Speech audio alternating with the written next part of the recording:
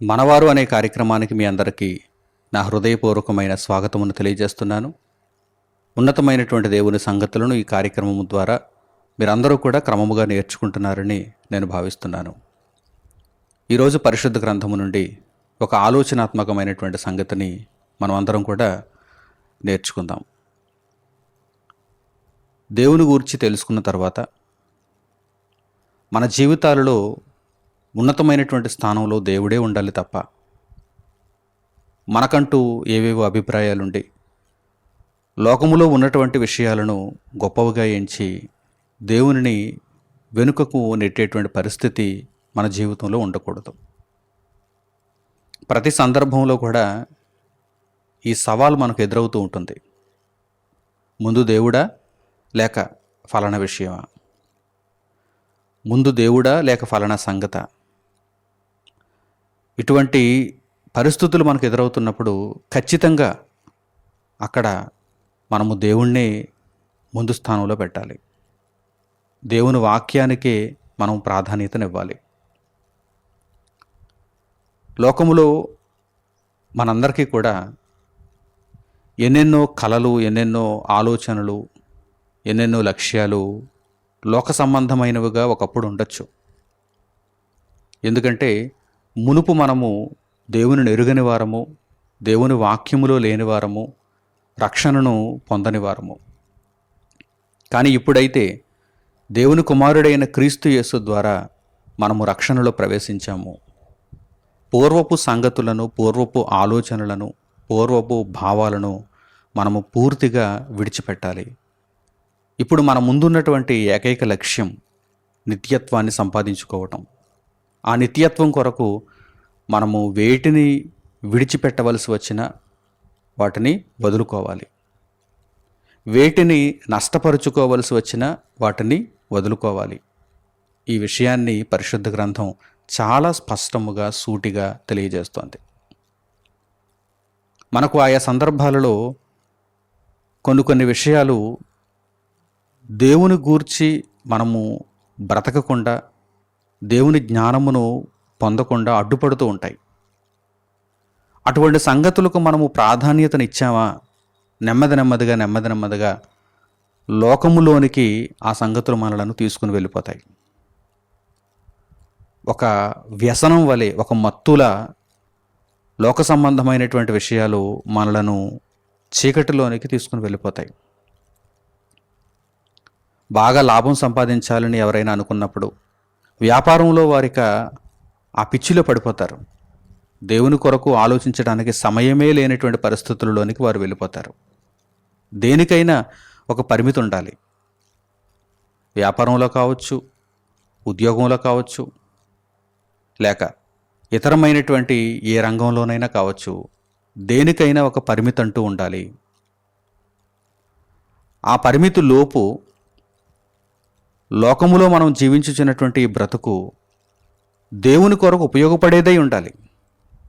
మరలా పరిమితి లోపు మీ ఇష్టానుసారంగా మీరు జీవించడం కాదు. పరిమితి లోపు ఉన్నటువంటి బ్రతుకు కూడా దేవుని చిత్తానుసారముగానే వెళ్ళాలి. దేవుడు మన బ్రతుకు కాలం అంతటిలో మనం తీసుకునేటువంటి నిర్ణయాలను, మనము దేవుని ఎంత ఉన్నతంగా చూస్తున్నాము అనేటువంటి మనస్తత్వాన్ని పరీక్షిస్తాడు. తప్పనిసరిగా దేవుడు పరీక్షిస్తాడు. ఎందుకంటే మనము ఒక ఎంపికలో ఉన్నాం. పిలువబడిన వారు అనేకులు, ఏర్పరచబడిన వారు కొందరే అని పరిశుద్ధ గ్రంథంలో కనిపిస్తోంది. చాలామంది పిలువబడతారు. ఒక ఉద్యోగానికి చూడండి, ఉద్యోగ ఖాళీలు కొద్దిగా ఉంటాయి, అభ్యర్థులు మాత్రం ఎక్కువగా ఉంటారు. అప్లై చేసిన వారు ఎక్కువ మంది ఉంటారు. పిలువబడిన వారు అనేకులు, కానీ ఏర్పరచబడిన వారు కొందరే. ఒక డిఎస్సి నోటిఫికేషన్ వచ్చిందనుకోండి, టీచర్ల ఎంపిక. దరఖాస్తు చేసుకునేటువంటి వారు వేలల్లో, లక్షల్లో ఉంటారు. కానీ పోస్టులు వందల్లో ఉంటాయి, కొన్నిసార్లు వేలల్లో ఉంటాయి. పోస్టుల యొక్క సంఖ్య కంటే అభ్యర్థుల యొక్క సంఖ్య ప్రతి సందర్భంలో కూడా, ప్రతి కాలంలో కూడా ఎక్కువగానే మనకు కనిపిస్తుంది. పిలువబడిన వారు అనేకులు, అందుచేతనే దానిని ఎంపిక అంటారు. ఎంపిక. ఒక పోలీసు ఉద్యోగానికి, ఒక కానిస్టేబుల్ ఉద్యోగం లేకపోతే ఎస్ఐ ఉద్యోగం, ఒక పోలీసు ఉద్యోగానికి ఖాళీలు కొద్దిగా ఉంటాయి, అభ్యర్థులు ఎక్కువగా ఉంటారు, దరఖాస్తు చేసుకున్న వారు ఎక్కువగా ఉంటారు. అలాగే ఒక కళాశాలలో ప్రవేశాలు, ఖాళీలు పరిమితంగా ఉంటాయి, ఆ సీట్లు పరిమితంగా ఉంటాయి. కానీ అభ్యర్థులు మాత్రం, పోటీ పడేటువంటి అభ్యర్థులు మాత్రం చాలా ఎక్కువగా ఉంటారు, చాలా ఎక్కువగా ఉంటారు. అలాగే రాజకీయాలలో కూడా చాలామంది కంటెస్ట్ చేస్తారు, కానీ గెలిచేవారు ఒకరే. ఒక నియోజకవర్గానికి గెలిచేవారు ఒకరే. మిగిలిన వారికి ఓట్లు పడినా కానీ వారు గెలిచినట్టుగా ప్రకటింపబడరు.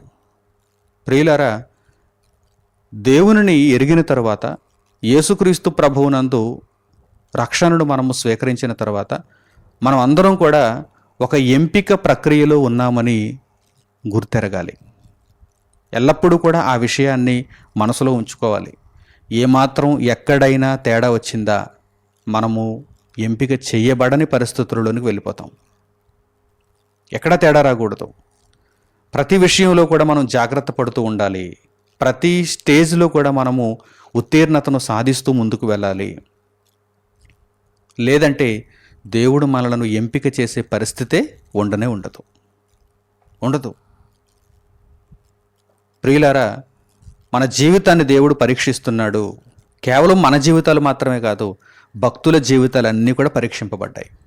ఒక అబ్రహాము గారిని మీరు చూడండి, లేకపోతే ఒక దావీదు గారిని మీరు చూడండి.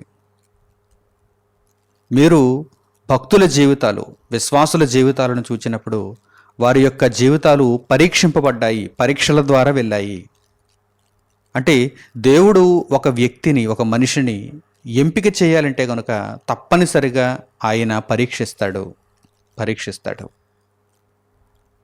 ప్రస్తుతం మన జీవిత కాలంలో కూడా అడుగడుగునా మనం పరీక్షలను ఎదుర్కొంటూనే ఉంటాం. దేవుణ్ణి ముందు స్థానంలో ఉంచగలుగుతున్నామా? దేవుని వాక్యానికి పెద్దపీట వేయగలుగుతున్నామా? మనము ఎంపిక చేయబడే విధముగా ఈ భూమి మీద మన మనస్తత్వం ఉందా? మన ఆలోచనలు ఉన్నాయా? ఈ విషయాన్ని దేవుడు ఎప్పటికప్పుడు పరీక్షిస్తూనే ఉంటాడు. మన జీవితంలో తుది శ్వాస వరకు కూడా ఈ పరీక్షలను మనం ఎదుర్కొంటూనే ఉండాలి. మీకు ఇది అర్థం కావాలంటే ఒక ఉదాహరణను నేను మీకు చూపిస్తాను. ప్రారంభ శతాబ్దంలో అపోస్తలుడైనటువంటి పౌలు గారు ఉన్నారు. ఈయనకు యేసుక్రీస్తు ప్రభు యొక్క రక్షణ పరిచయం కాకమునుపు లోకములో ఎన్నో గొప్ప గొప్ప అర్హతలున్నాయి, ఆధిక్యతలున్నాయి. ఎప్పుడైతే యేసుక్రీస్తు ప్రభువును ఈయన తెలుసుకున్నారో, పరలోకపు మార్గమును ఈయన గ్రహించారో, వాటన్నిటినీ కూడా వదులుకుంటున్నారు, నష్టపరుచుకుంటున్నారు. మునుపు ఆయనకున్నటువంటి ఎన్నెన్నో అర్హతలు, ఎన్నెన్నో గొప్ప గొప్ప ఆధిక్యతలు, ఆయనకున్న కళలు, ఇవన్నీ కూడా ఆయన తృణప్రాయంగా ఎంచుకుంటున్నారు. అవి ఇప్పుడు నాకు అవసరం లేదంటున్నారు. ఎందుకంటే ఇప్పుడు లక్ష్యం అర్థమైంది, ఆయన చేరుకోవలసినటువంటి లక్ష్యం అర్థమైంది, ఆయన జీవితం ఎందుకు ఆయనకు అర్థమైంది, ఆ పరమార్థం అర్థమైంది. కనుక ఇక మీదట నేను పూర్వము అనుసరించినటువంటి అడుగుజాడలలో ఉండకూడదు. నేనిప్పుడు యథార్థమైనటువంటి వాస్తవమైనటువంటి జీవితంలోనికి వచ్చేసాను. కనుక నాకెప్పుడూ ఇక దేవుడే మొదటి స్థానంలో ఉండాలి. క్రీస్తు కొరకైనటువంటి బ్రతుకే బ్రతుకు, లేదంటే మరణమే లాభము అని పౌలు గారు ఎంతో గొప్పదైనటువంటి ఉన్నతమైనటువంటి భావంతో బ్రతుకుతున్నారు. ఎందుకదంతా? ఎంపిక చేయబడాలి. నేను ఎంపిక చేయబడాలి. నిత్యత్వానికి ఇదిగో పౌలు గారిని దేవుడు ఎంపిక చేసేయాలి.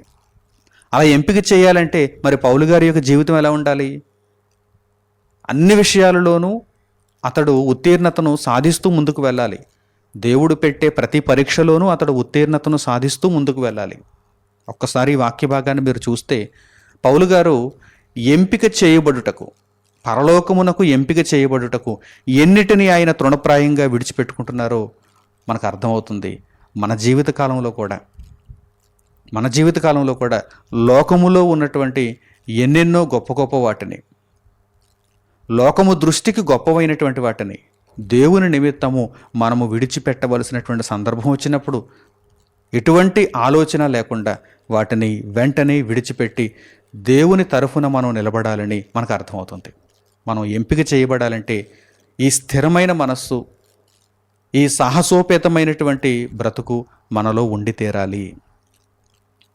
ఒక్కసారి ఈ వాక్య భాగాన్ని ఇప్పుడు మీరు గమనించండి. పౌలు గారు ఫిలిప్పీలకు రాసిన పత్రిక 3వ అధ్యాయము 5వ వాక్యం నుండి చూడండి. పౌలు గారు ఫిలిప్పీలకు రాసిన పత్రిక 3వ అధ్యాయము 5వ వాక్యం నుండి, 8వ దినమున సున్నతి పొందితిని. అంటే పౌలు గారేమి అన్యజనుడు కాదు. పౌలు గారేమి అన్యజనుడు కాదు. 8వ దినమున సున్నతి పొందారు. తర్వాత ఇశ్రాయేలు వంశపు వాడనై బెన్యామీను గోత్రములో పుట్టి హెబ్రీయుల సంతానమైన హెబ్రీయుడనై ధర్మశాస్త్ర విషయము పరిసయ్యుడనై ఆసక్తి విషయము సంఘమును హింసించువాడనై ధర్మశాస్త్రమందలి నీతి విషయము అనింద్యుడనై యుంటిని. అంటే పూర్వము అనగా యేసుక్రీస్తును ఎరుగక మునుపు ఆనాటి సమాజంలో ఏ విషయంలో అయితే గొప్పగా ఎంచబడుతున్నారో మనుషులు, అటువంటి ఆధిక్యతలను ఈ పౌలు గారు కలిగి ఉన్నారని ఇదిగో ఈ వాక్య భాగం ద్వారా మనకు అర్థమవుతుంది. నాటి సమాజంలో గొప్పవారుగా పిలువబడేటువంటి వారు ఎవరు? పరిసయ్యులు, ధర్మశాస్త్రోపదేశకులు, శాస్త్రులు. ఇదిగో అటువంటి కోవకు సంబంధించిన వారుగానే పౌలు గారు కూడా కనిపిస్తున్నారు. చూడండి, ధర్మశాస్త్రం విషయంలో అతడు అనింద్యుడుగా కనిపించాడు. అయినను ఏవేవి నాకు లాభకరములై ఉండెనో వాటిని క్రీస్తు నిమిత్తము నష్టముగా ఎంచుకొంటిని. ఒక పరిసయ్యుడిగా మిగిలిపోతే, పౌలు గారు ఒక పరిసయ్యుడిగా మిగిలిపోతే, ధర్మశాస్త్రమును వెంబడించుచు క్రీస్తు రక్షణలో లేనివాడుగా, ఒక యూదుడుగా, ఒక బెన్యామీను గోత్రంలో పుట్టినటువంటి వ్యక్తిగా, ఒక ఇశ్రాయేలీయుడుగా, ఒక హెబ్రీయుడిగా అతడు మిగిలిపోయి ఉంటే, నాటి లోకంలో నాటి సమాజ పరిస్థితులను అనుసరించి నాడు చుట్టూ ఉన్నటువంటి మనుషుల మధ్య అతడు గొప్పవానిగానే ఎంచబడి ఉండును. అతనికి ఏ లోటు లేకుండా అందరి చేత అతడు సన్మానాన్ని పొందుతూ లోకంలో ఆధిక్యత కలిగిన వానిగానే కనిపించును. కానీ ఎప్పుడైతే క్రీస్తు పౌలు గారి జీవితంలో ప్రవేశించారో, పౌలు గారి యొక్క ఆలోచన ఎంత ఉన్నతంగా మారిందో చూడండి. నేను నిత్యత్వానికి ఎంపిక చేయబడాలి. దాని నిమిత్తము లోకములో, ఇదిగో ప్రస్తుత సమాజంలో నాకు ఏవేవి లాభకరములుగా ఉండనో వాటిని అన్నింటినీ కూడా నేను క్రీస్తు నిమిత్తము నష్టముగా ఎంచుకొనుచున్నాను. అంటే యేసుక్రీస్తుని వెంబడించాడంటే పరిసయ్యునిగా ఉండటానికి వీలు లేదు. లేక నేను ఇదిగో ఒక ఇశ్రాయేలీయుడను, నేను ఇదిగో ఒక బెన్యామీను గోత్రంలో పుట్టినటువంటి వాడను, నేను చిన్ననాట నుండి ధర్మశాస్త్రాన్ని అవపోసన పట్టినటువంటి వాడను అని చెప్పుకోవడానికి ఆధిక్యతలేమి ఇక్కడ సరిపోవు. క్రీస్తు కృప ద్వారా రక్షింపబడాలి. ఆ క్రీస్తు రక్షణను అనేకులకు ప్రకటించాలి. కనుక క్రీస్తు నిమిత్తము తనకు మునుపు ఉన్నటువంటి ఈ ఆధిక్యతలన్నింటినీ కూడా ఆయన తృణప్రాయంగా విడిచిపెట్టేసుకుంటున్నారు. చూడండి, పౌలు గారు ఈ విషయాన్ని ఇక్కడ తెలియజేస్తున్నారు. ఎందుకు తెలియజేస్తున్నారంటే ఏదో ఆయన గొప్పతనాన్ని మనం తెలుసుకుంటామని కాదు, మనము కూడా ఆయన వలె ప్రవర్తిస్తామని, మనము కూడా మన ముందున్నటువంటి లక్ష్యాన్ని గుర్తెరుగుతామని. పూర్వము మనకు లోకములో ఎన్నెన్నో గొప్ప గొప్ప ఆధిక్యతలు, అర్హతలు ఉంటే ఉండొచ్చు. ఒకవేళ అవి ఇప్పటికీ కొనసాగుతూ ఉంటే మనకు మిగిలినటువంటి మనుషుల ద్వారా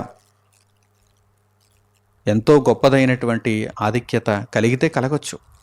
వారు మనలను కొనియాడేటువంటి పరిస్థితి ఉంటే ఉండొచ్చు. కానీ ఎప్పుడైతే మనము యేసుక్రీస్తు ప్రభువులో ఉన్న రక్షణను తెలుసుకుంటామో వీటన్నింటినీ కూడా మనం విడిచిపెట్టుకోవాలి. క్రీస్తు నిమిత్తం మనం నిలువబడాలి. క్రీస్తు కొరకు మనం బ్రతకాలి. ఇలా మనం విడిచిపెట్టుకోకపోతే, ఇలా లోక సంబంధమైనటువంటి వాటిని, లోక సంబంధమైనటువంటి విషయాలను విడిచిపెట్టకపోతే మనము పరలోకానికి ఎంపిక చేయబడేటువంటి పరిస్థితే ఉండదు. కనుక పరలోకము మనకు కావాలి అనుకుంటే, నిత్యత్వంలో మనం ప్రవేశించాలి అనుకుంటే ఇదిగో ఈ విధానం తప్పనిసరి. క్రీస్తు నిమిత్తము ఏవేవి మనకు లాభకరములో వాటిని నష్టముగా ఎంచుకొనవలసినదే. ఆ తర్వాత చూడండి, నిశ్చయముగా నా ప్రభు అయిన యేసుక్రీస్తును గూర్చిన అతి శ్రేష్టమైన జ్ఞానము నిమిత్తమై సమస్తమును నష్టముగా ఎంచుకొనుచున్నాను. ఇంతకు మునుపు మనము లోకములో జ్ఞానులం కావచ్చు, వివేకులం కావచ్చు, అధికారులము కావచ్చు. కానీ అతి శ్రేష్టమైన క్రీస్తు జ్ఞానం దగ్గరకు వచ్చేసరికి అవేవి పనిచేయవని మనకు అర్థమైంది.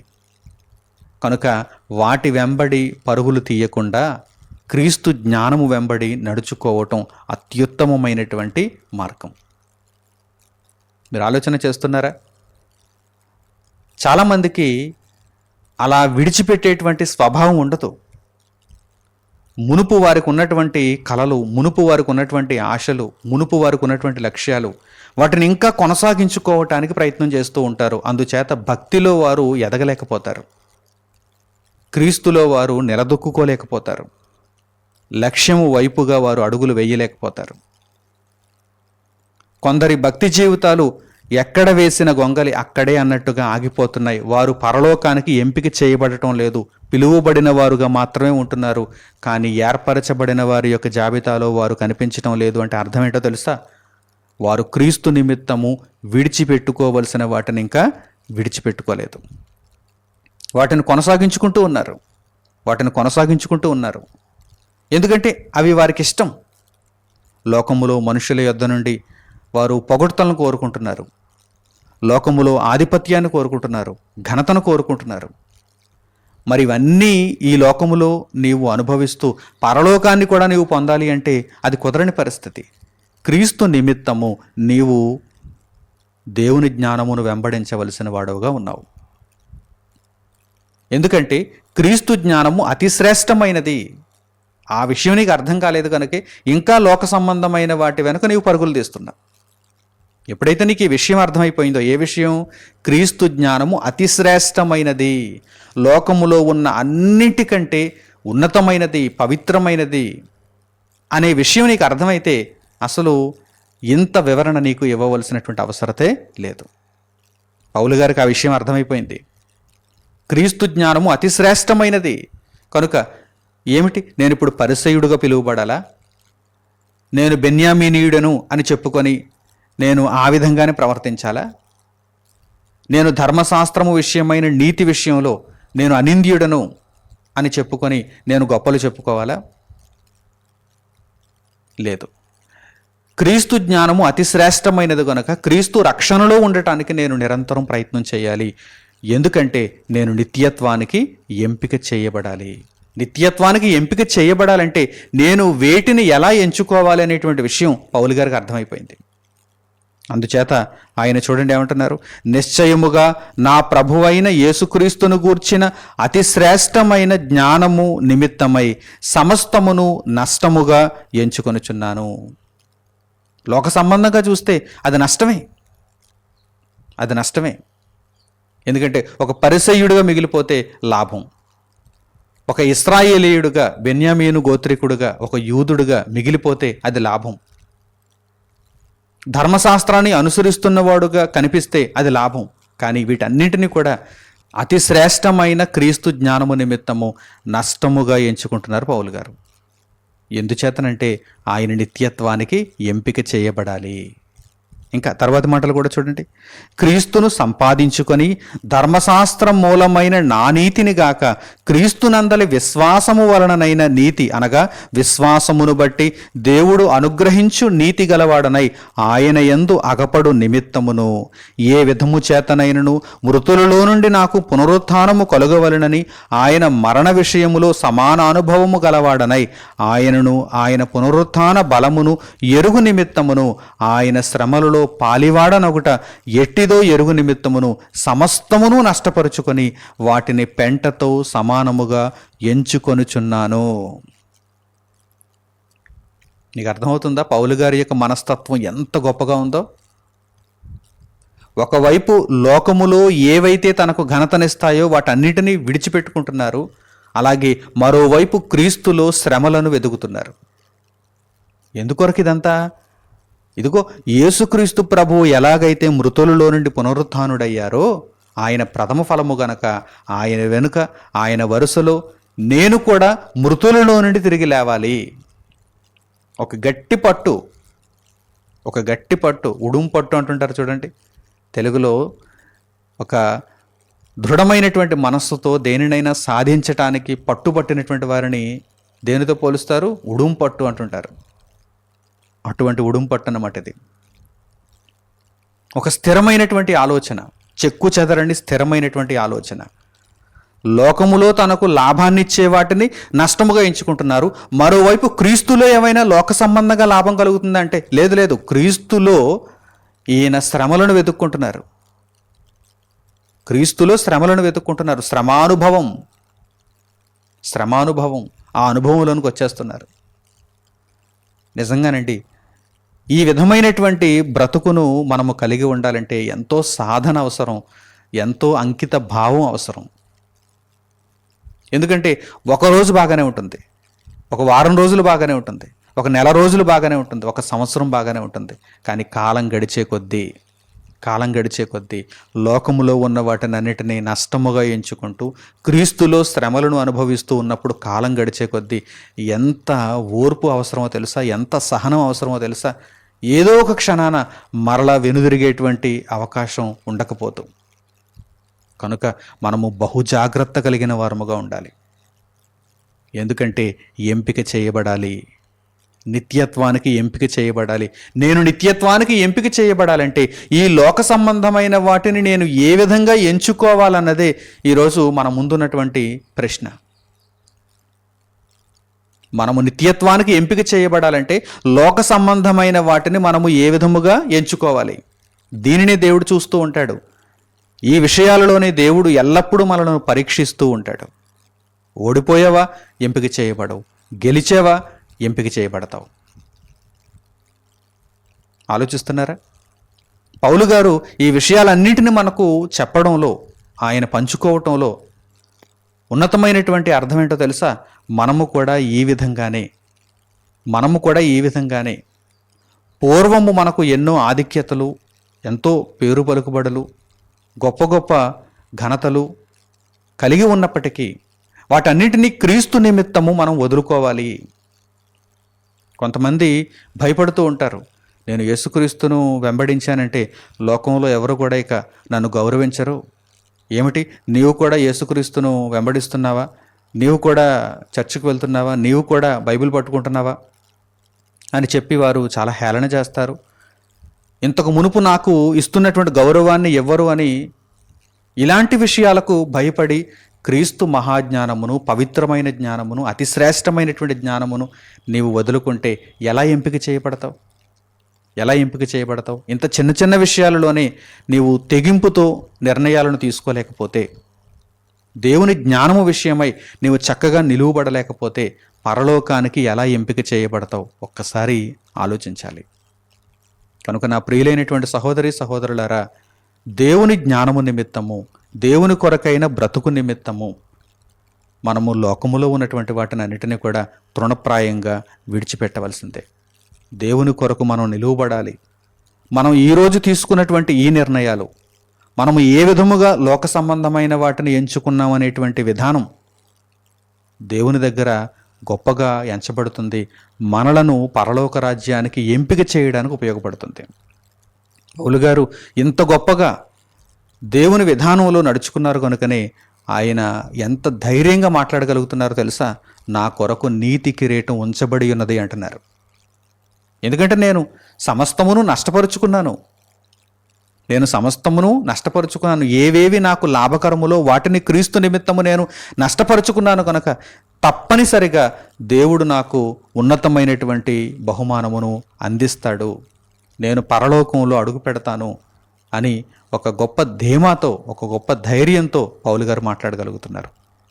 ఎందుకంటే ఆయన లోకములో ఉన్నటువంటి వాటిని, లోక సంబంధమైనటువంటి వాటిని క్రీస్తు నిమిత్తము వదులుకున్నారు కనుక ఆయన ఎంపిక చేయబడతారు. ఆ ధైర్యం ఆయనలో ఉంది. చూడండి, ఈ మాటలను చూడండి. పౌలు గారు తిమోతికి రాసినటువంటి 2వ పత్రిక 4వ అధ్యాయము 7వ వాక్యం నుండి చూడండి.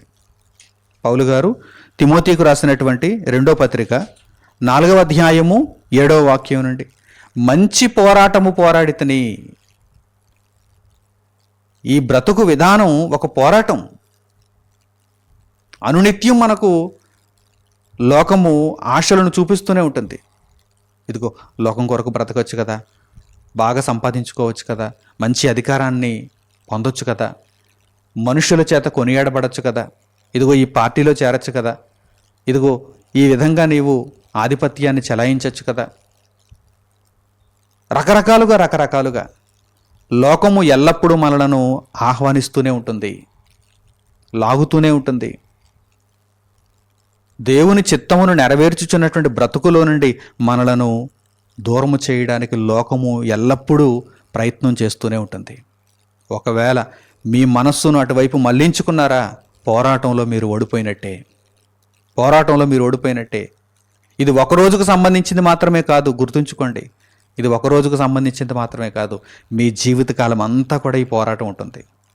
జీవితకాలం అంతా కూడా, చివరి వరకు కూడా లోకము ఒకవైపు ఆశలను చూపిస్తూనే ఉంటుంది. నీకేం తక్కువ, బోలెడు తెలివి ఉంది, బోలెడు బలం ఉంది, బోలెడు అందం ఉంది, బోలెడు మాటగారితనం ఉంది.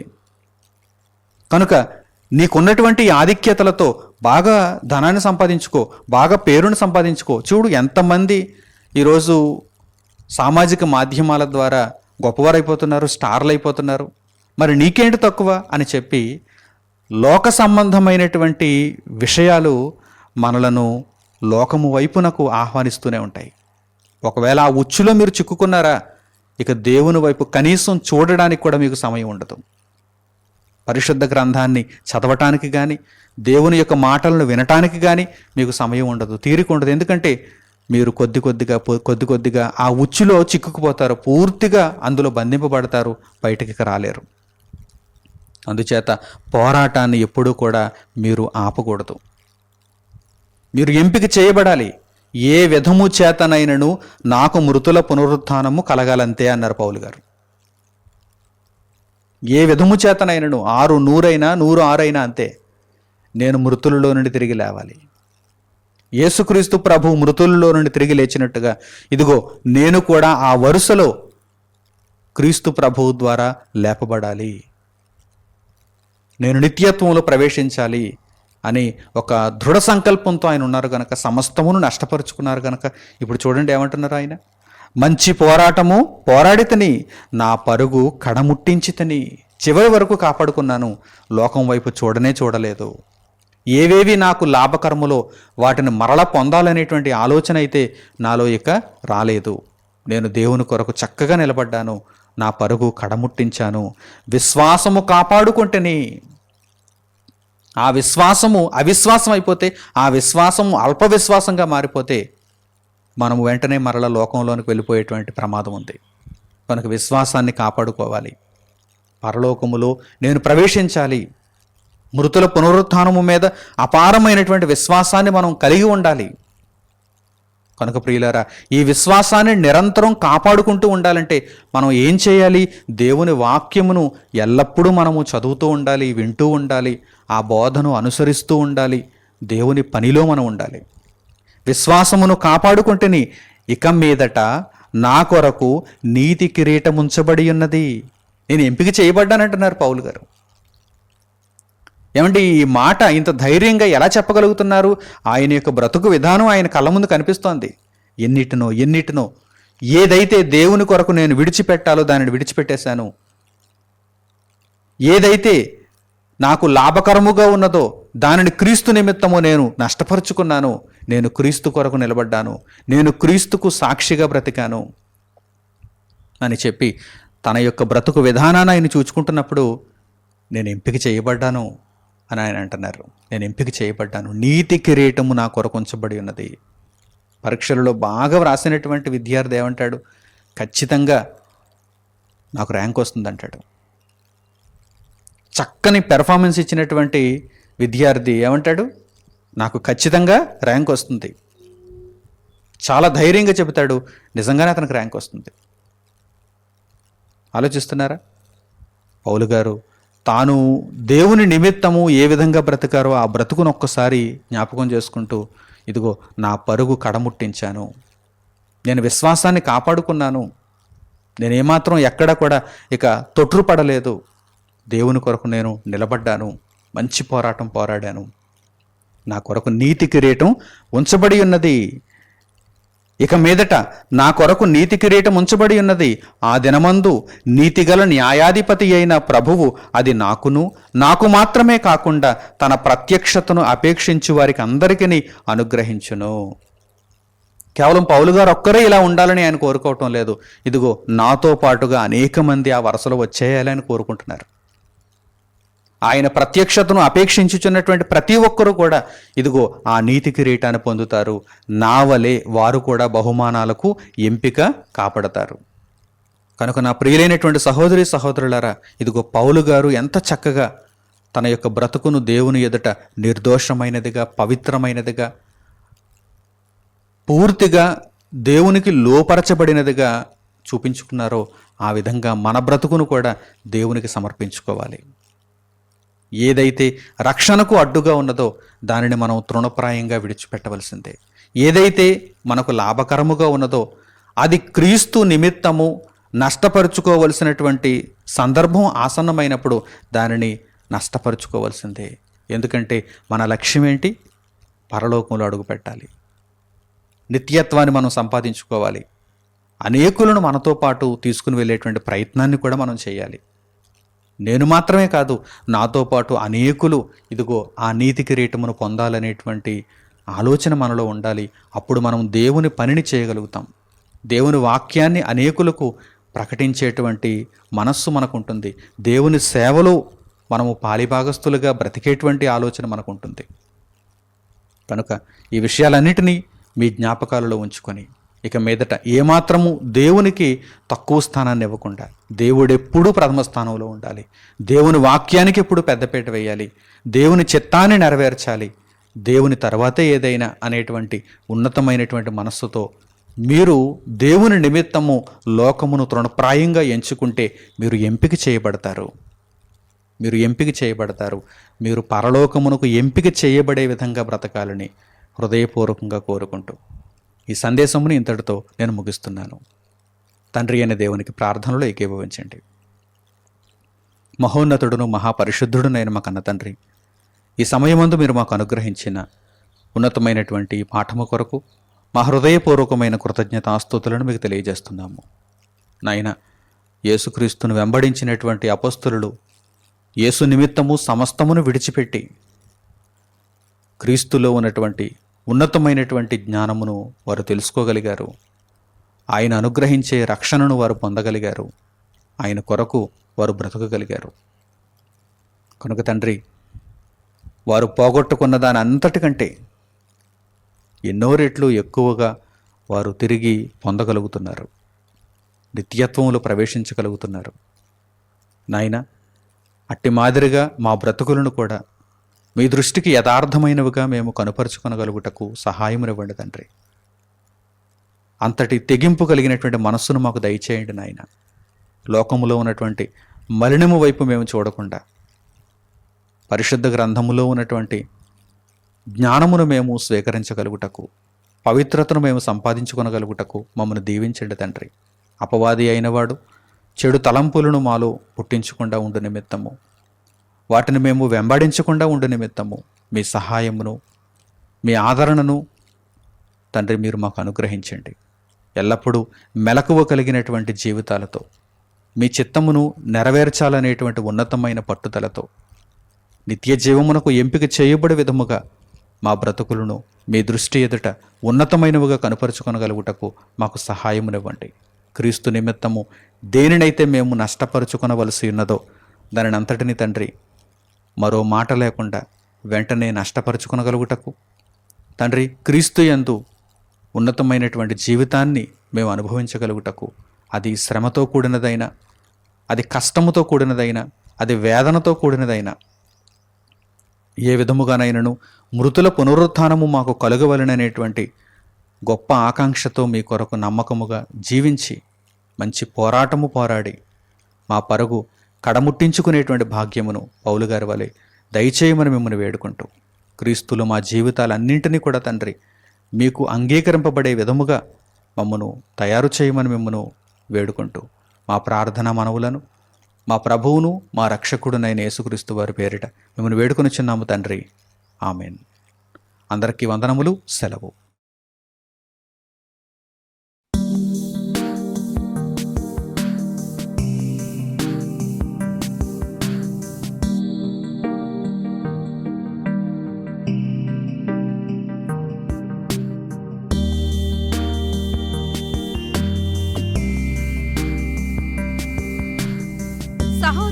మణికుమార్ గారు ప్రసంగించిన ఎన్నో ఆత్మ సంబంధమైన సంగతులను ఉచితముగా వీక్షించుటకు మా యూట్యూబ్ ఛానల్స్ ను తప్పక దర్శించండి. మా సమాచారమును ఎప్పటికప్పుడు తెలుసుకుని ఆత్మీయాభివృద్ధి నొందవలనంటే మా యూట్యూబ్ ఛానల్స్ ను సబ్స్క్రైబ్ చేసుకోండి. సత్వర నోటిఫికేషన్ల కొరకు సబ్స్క్రైబ్ బటన్ ప్రక్కనే ఉన్న బెల్ సింబల్ ను క్లిక్ చేయండి. మరిన్ని వివరములకు మీరు సంప్రదించవలసిన మా ఫోన్ నెంబర్స్ 8978414178 మరియు 8333927666. ధన్యవాదములు. ఈ కార్యక్రమమును అనేక మందికి పరిచయం చేయగలరని ఆశిస్తున్నాము. ప్రభువైన యేసుక్రీస్తు పేరిట మీకు శుభములు.